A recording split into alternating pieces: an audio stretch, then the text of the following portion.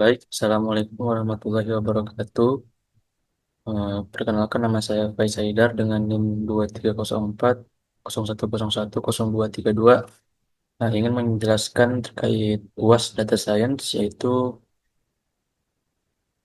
mempresentasikan hasil tugas pertemuan 15.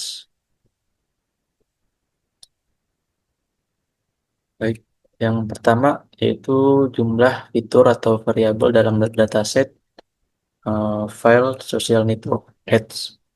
Nah, dataset memiliki tiga fitur atau variabel.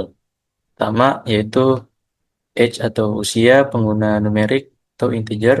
Lalu ada estimate salary, itu perkiraan gaji per tahun, yaitu numerik integer. Dan purchase, yaitu status pembelian produk 0 sama dengan tidak membeli dan 1 sama dengan membeli, yang dikategorikan binary. Dan penjelasannya itu age dan estimate salary adalah variabel independen atau fitur prediktor, dan purchase adalah variabel dependent atau target yang menunjukkan apakah seseorang membeli produk yang diiklankan.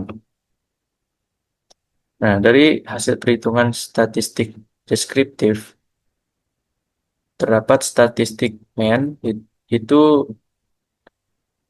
mean-nya dari age itu ada 37,66 tahun, dan mean dari estimate salary ada 69.742 ribu. Lalu ada purchase-nya yaitu 0,3575 atau 36% membeli. Dan statistik median itu terdapat age-nya 37 tahun dan estimate salary-nya 70 ribu. Serta purchase-nya 0, lebih banyak yang tidak membeli. Lalu di statistik modus itu ada age-nya 35 tahun dan estimate salary-nya 72 ribu dan purchase-nya 0. Lalu ada di statistik jangkauan.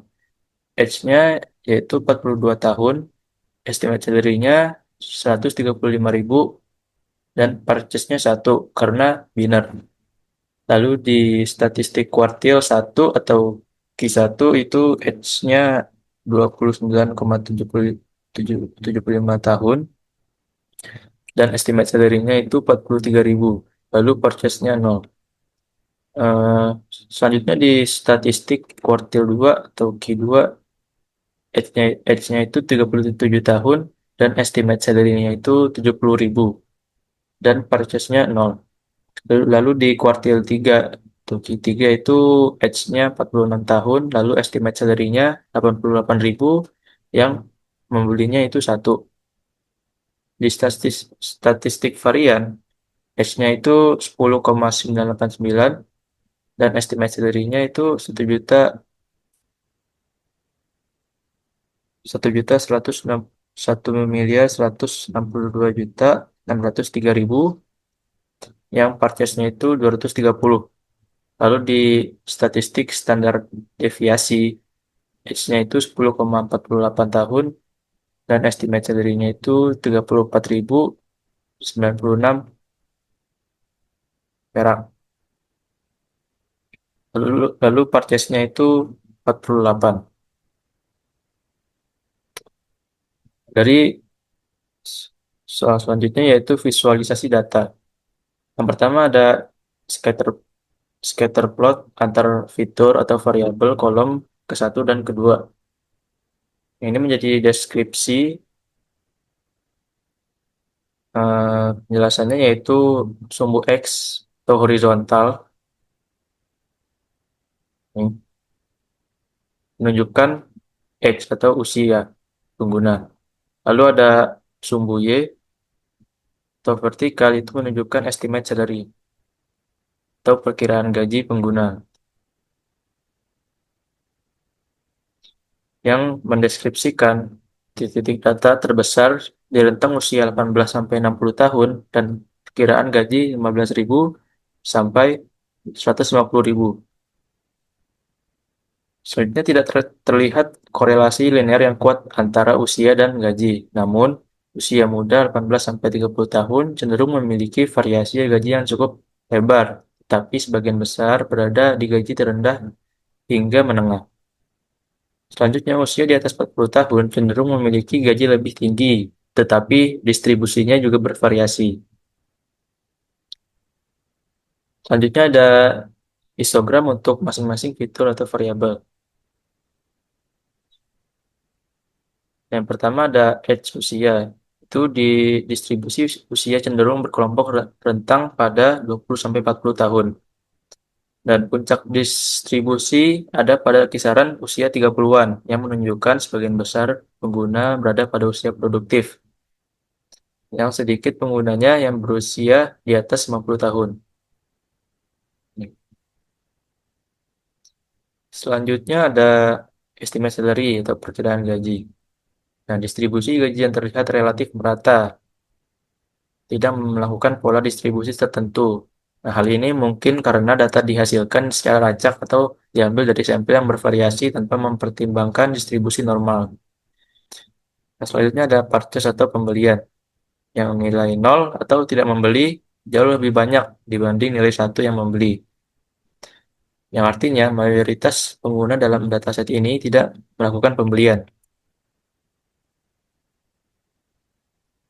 Selanjutnya yaitu Blogspot, visualisasi visualisasi data untuk masing-masing fitur atau variabel.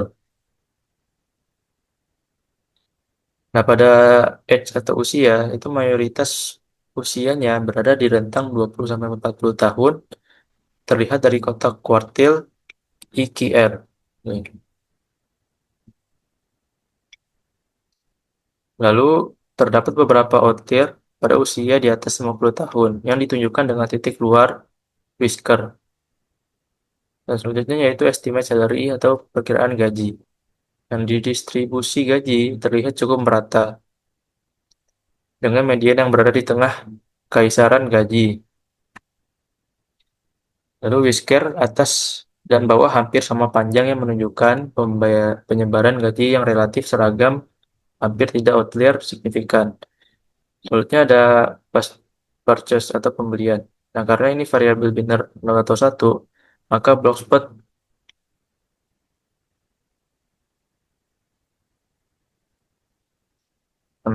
hanya menunjukkan dua nilai tetap,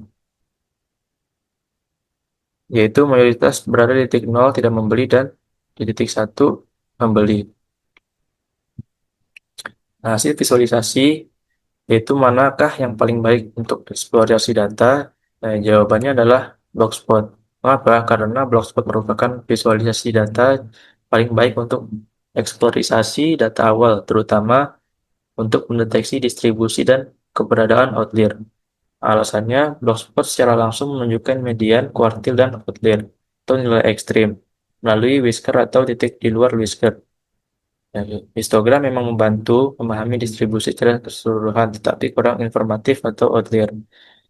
Dan scatter plot lebih cocok untuk melihat hubungan antar dua variabel, bukan distribusi atau outlier pada satu variabel.